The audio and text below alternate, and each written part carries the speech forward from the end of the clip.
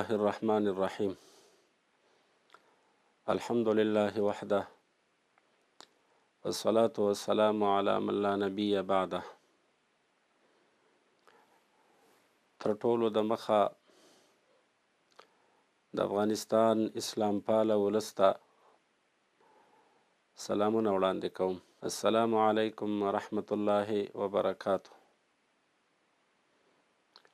زمونږ نننۍ موضوع هم د تمیز د مباحثو اړوند ده، یعنی د میت او متوفا وارثان هم د تمیز طلبۍ حق لري. هر کله چې په طرفینو کې، په مدعی او مدعا علیه کې یو جانب مخکې د تمیز له غوښتنې وفات شي،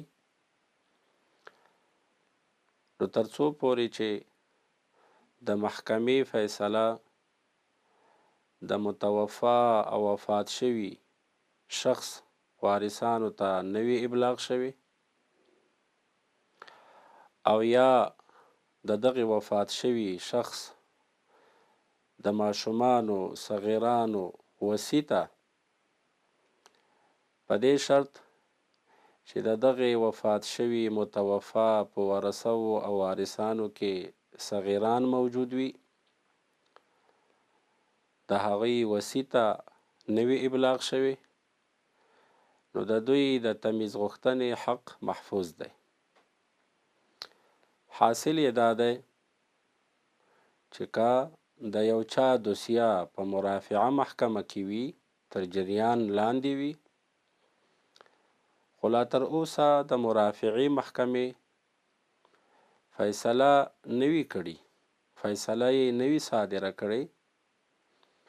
چې یو په جانبینو کې وفات شي، مدعی یا مدعا علیه، نو د ده له وفات څخه وروسته د دغه متوفا او وفات شوي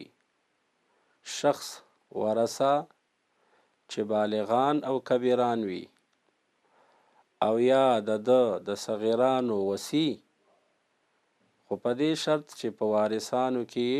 صغیران وي، نو تر څو پورې چې دوی ته فیصله ابلاغ شوی نه وي، نو دغه ورثه د دغه متوفا او یا د دغه متوفا د صغیرانو وصي دا حق لري چې د تمیز غوښتنه وکړي او تمیز طلبي وکړي، ځکه چې د دوی د تمیز غوښتنې حق محفوظ دی. لکه څرنګه چې په همدې اړه په کتاب شرح قانون المحاکمات الحقوقیه لسلیم ابن رستنباز اللبنانی ماده 219 صفحه 621 کې داسې لیکل شوي: وإذا توفى أحد الفريقين في المدة المذكورة بدون أن يستدعي التمييز فلا تسقط دعوى التمييز إلا بعد أن يبلغ الإعلام المذكور إلى ورثته وإلى وصي أيتامه إذا كان بين الورثة أيتام. یعنی کله چې یو د جانبینو نه په مذکوره نیټه، یعنی د تمیز غوښتلو ټاکلې نیټه چې فعلا 6 میاشتې ده، که په دغه مذکوره نیټه کې مخکې له دې نه چې دی د تمیز غوښتنه وکړي، مدعی وي او که مدعا علیه وي، وفات شي، نو د ده د تمیز غوښتنې دعوا نه ساقطیږي تر څو پورې چې دغه فیصله د مرافعې محکمې د دغه متوفا ورثو او یا د ده د صغیرانو وصي ته په دې شرط چې د ده په وارثانو کې یتیمان صغیران وي ابلاغ شوي نه وي. نو دوی کولی شي چې د خپل حق یعنی د تمیز غوښتنه وکړي. دا یاد لرئ چې یو د خصمینو نه له مدعي او مدعا علیه نه چې کله د تمیز غوښتنه وکړي، مخکې له دې نه چې تمیز خپله فیصله صادره کړي، دا بل خصم هم کولی شي چې د تمیز غوښتنه وکړي. حاصل یې دا دی چې کله تمیز محکمې ته دوسیه د یو خصم که مدعي وي او که مدعا علیه وي د تمیز غوښتنې په وجه راشي او تمیز محکمې تر اوسه پورې فیصله نه یې صادره کړې، نو دا بل خصم هم کولی شي چې د تمیز غوښتنه وکړي. لکه څرنګه چې په همدې اړه په کتاب شرح قانون المحاکمات الحقوقیه لسلیم ابن رستنباز اللبنانی ماده 220 صفحه 623 کې داسې لیکل شوي: اذا استدعى احد الخصمين التمييز يمكن للخصم الآخر أن يستدعي التمييز إلى حين انتهاء دعواه وإن انقضت المهلة، وذلك بأن يقدم استدعاء مخصوصا أو أن يبين اعتراضاته في اللائحة التي يقدمها جوابا على لائحة المدعي، وعند ذلك يعفى من اجراء الشرائط الاخرى. یعنی کله چې یو په خصمینو مدعي او مدعا علیه کې د تمیز غوښتنه وکړي، نو دا بل خصم ته هم او دغه بل جانب ته هم دا ممکنه او جایز ده چې د تمیز غوښتنه دی هم وکړي، خو د خپلې دعوې د ختمېدو تر وخته پورې. اگر که د تمیز غوښتنې ټاکلې موده ترې ختمه وي او ترې تېره سوې وي او دا غوښتنه د تمیز د دغې بل جانب دپاره داسې کیدی شي، یعنی طریقه یې دا ده چې یا خو دې دغه بل خصم خپله مخصوصه عریضه د تمیز ریاست ته وړاندې کړي او یا دې په هغه جواب پاڼه کې په هغې جوابیه کې چې د مدعي د اعتراضاتو جوابونه یې پکې لیکلي خپل اعتراضونه دې هم پکې ولیکي. نو په دې وخت کې بیا د نورو شرطونو مراعات کول معاف دي، یعنی د نورو شرطونو مراعات کول ضروری نه دي. او د مذکورې مادې په شرحه کې دا هم لیکل شوي: ويقال له التمييز التبعي. ثم يظهر من نص هذه المادة أنه لا يقبل التمييز التبعي شفاها، بل لا بد من إيضاحه خطا إما باستدعاء مخصوص أو باللائحة التي يقدمها المميز عليه جوابا على لائحة خصمه. یعنی مقصد یې دا دی چې دغه دویم جانب تمیز طلبۍ ته تمیز طبعي ویل کیږي او دغه مادې د نص نه دا هم معلومیږي چې دغه تمیز طبعي به شفاهن په ژبې سره نه قبلیږي، بلکې د هغې دپاره په خط او لیکلو سره د تمیز محکمې ته وضاحت ورکول ضروری دي. هغه به یا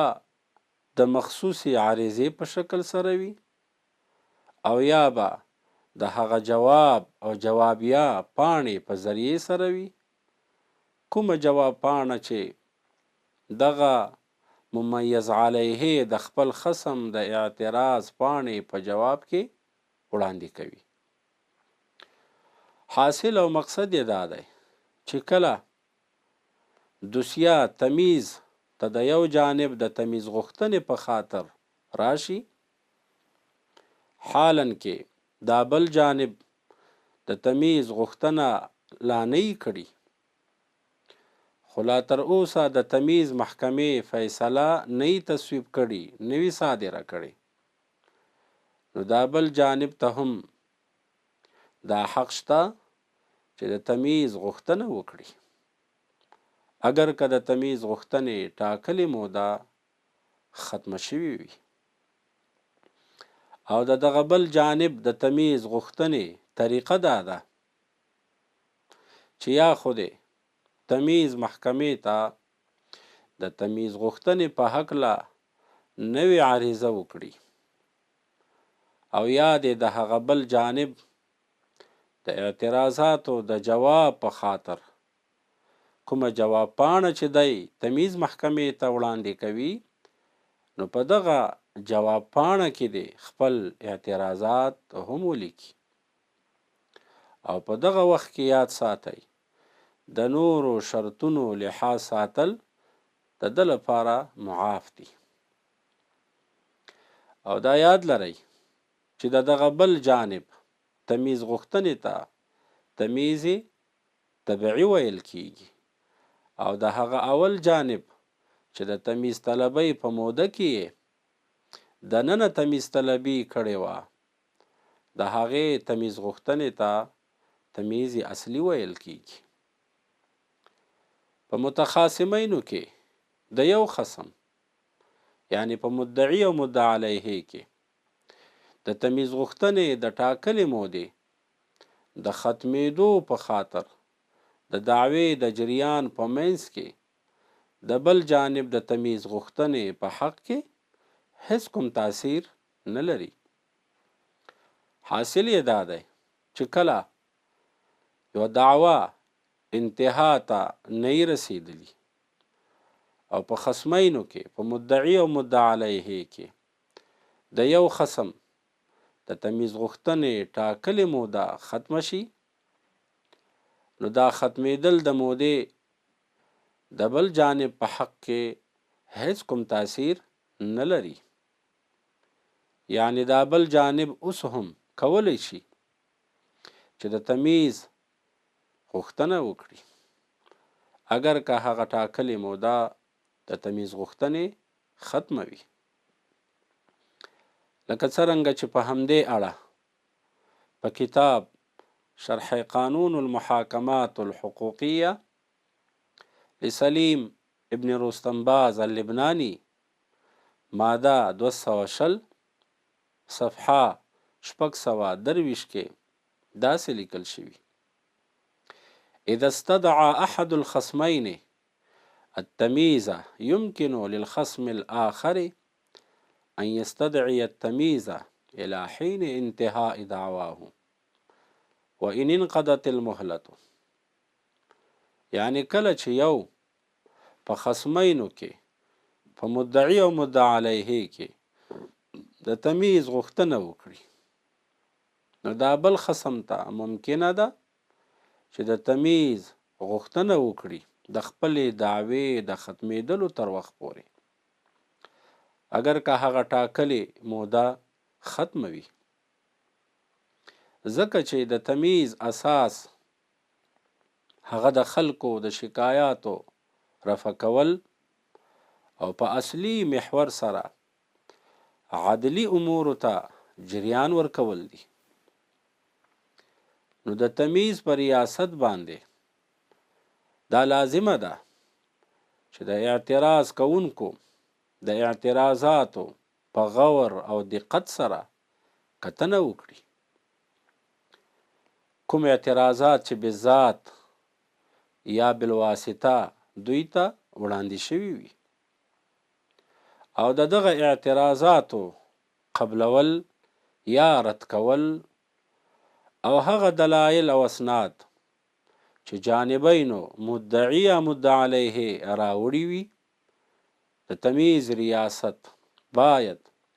ماده په ماده په خپل تصویب او فیصله پاڼه کې درج کړي، لکه څرنګه چې په همدې اړه په کتاب